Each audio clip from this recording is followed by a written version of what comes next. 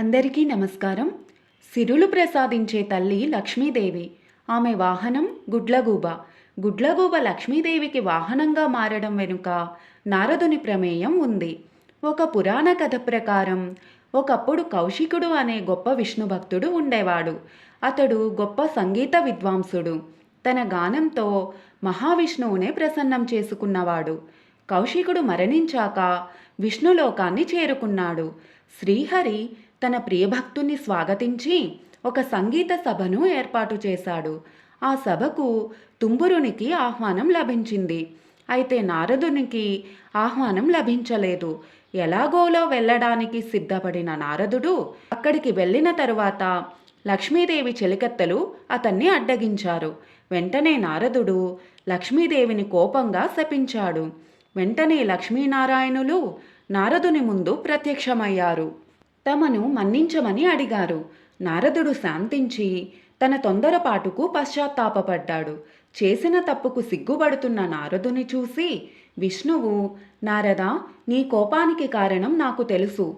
నిజానికి కౌశిక తుంబురులు గర్విష్ఠులు కారు, కపట భక్తిని ప్రదర్శింపరు. నీ శాపానికేమీ మేము బాధపడటం లేదు. లోకహితమే జరుగుతుంది, చింతించవద్దని చెబుతాడు. అప్పుడు నారదుడు, ఓ దేవా, నా తప్పులు క్షమించి నన్ను కాపాడు. నేను కూడా కౌశిక తుంబురుల వలె సంగీతంలో మేటినైతే ఇంతటి విపరీతం జరిగేది కాదు కదా అంటూ కన్నీరు మున్నీరవుతూ నారాయణుని పాదాల మీద పడ్డాడు. విష్ణువు నారదుని తన దివ్యహస్తాలతో పైకి లేపి ధైర్యం చెప్పాడు. సంగీతం నేర్చుకోవాలన్న కుతూహలం ఉంటే ఇక్కడికి ఉత్తరాన మానస సరోవరానికి అవతల ఒక పర్వతం ఉంది. అక్కడ ఒక గానబంధు అనే గుడ్లగూబల రాజు ఉన్నాడు. అతని దగ్గరికి చేరుకుని సంగీతంలో మేటివి కమ్మని దీవించారు.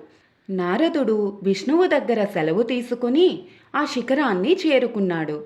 అక్కడ గంధర్వ, కిన్నెర, కింపురుష అప్సరసలెందరో సంగీతాభ్యాసం చేస్తున్నారు. వారి మధ్య ఉలూకపతి అంటే గుడ్లగూబల రాజు అయిన గానబంధు గురుపీఠం మీద కూర్చుని ఉన్నాడు.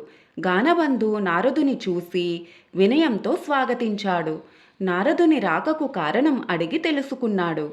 అయితే గుడ్లగూబ గానగంధర్వుడిలా ఎలా అయ్యాడనే నారదుని మనసులో ఉన్న సందేహాన్ని గ్రహిస్తూ గానబంధు తన కథను చెప్పసాగాడు.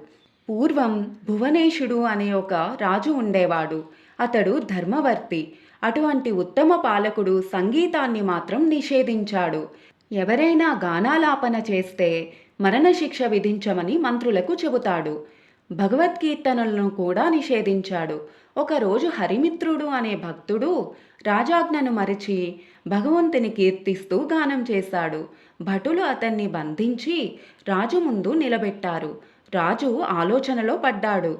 ఇతను బ్రాహ్మణుడు. బ్రాహ్మణ హత్య మహాపాపం. రాజ్య బహిష్కరణ మరణశిక్షతో సమానం. కనుక ఆ హరిమిత్రుణ్ణి రాజ్యం నుంచి బహిష్కరించాడు. తరువాత కొంతకాలానికి రాజు మరణించి గుడ్లగూబగా జన్మించాడు. అది నేనే అని గానబంధు నారదునితో చెప్పాడు. అప్పటి నా దోషం కారణంగా తిండి దొరక్క అలమటించి ఉన్న నాకు యమధర్మరాజు కనిపించగా ఆ యమునితో, పూర్వజన్మలో పుణ్యకార్యాలెన్నో చేసిన నాకు ఎందుకు ఇంతటి శిక్ష అని ప్రశ్నించాను. అందుకు యముడు, ఆ హరిభక్తుని దేశ బహిష్కరణ చేసినందుకే అని బదులిచ్చారు.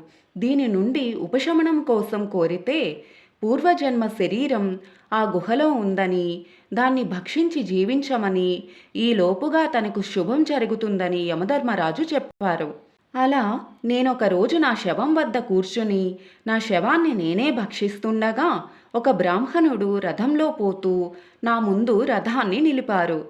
ఇది భువనేశుని శరీరంలో ఉంది అని నన్ను వివరములు అడిగారు.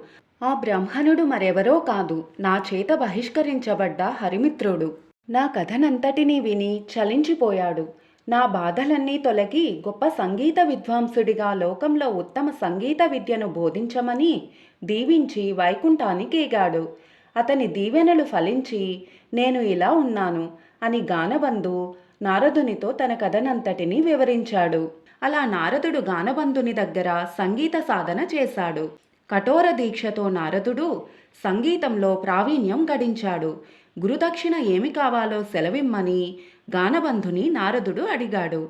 శిష్యుని పలుకులు విన్న ఆ గురువు ఆనందించి, ఓ మహర్షి, నాకు ఏమి కోరికలుంటాయి? ఈ భూమి ఉన్నంత వరకు సంగీత కళతో పాటు నన్ను సైతం ఈ లోకం గుర్తుంచుకునేలా వరం ఇవ్వమని అంటాడు. అప్పుడు నారదుడు, గురువర్య, ఇంత చిన్న కోరిక, ఈ కోరికను మీకున్న సంగీత పాండిత్యమే తీర్చగలదు. మీరు చేసిన ఈ ఉపకారానికి గురుదక్షిణగా లక్ష్మీనారాయణుల సేవాభాగ్యం, శాశ్వత సన్నిధానమును అనుగ్రహిస్తున్నాను. శ్రీ మహావిష్ణువుకి గరుత్మంతుని వలె శ్రీ మహాలక్ష్మికి మీరు వాహనమై తరింతురు అని వరం ఇచ్చి నారదుడు సెలవు తీసుకున్నాడు. ఆ విధంగా గానబంధు అనే గుడ్లగూబ లక్ష్మీదేవికి వాహనంగా మారింది. దీన్ని బట్టి రూపంతో అవసరం లేకుండా కళ ద్వారానే మన ఉనికి ప్రపంచానికి చాటి చెప్పవచ్చనన్న నీతి బోధపడుతోంది. ఈ కథ ద్వారా మీకు అర్థమైన నీతి ఏంటో కామెంట్ చేయండి. అలాగే ఈ వీడియో మీకు నచ్చినట్లయితే లైక్ చేసి షేర్ చేయండి. ఇలాంటి మరిన్ని పురాణ గాథల కోసం మన సనాతన ధర్మం ఛానల్ని సబ్స్క్రైబ్ చేసుకోండి.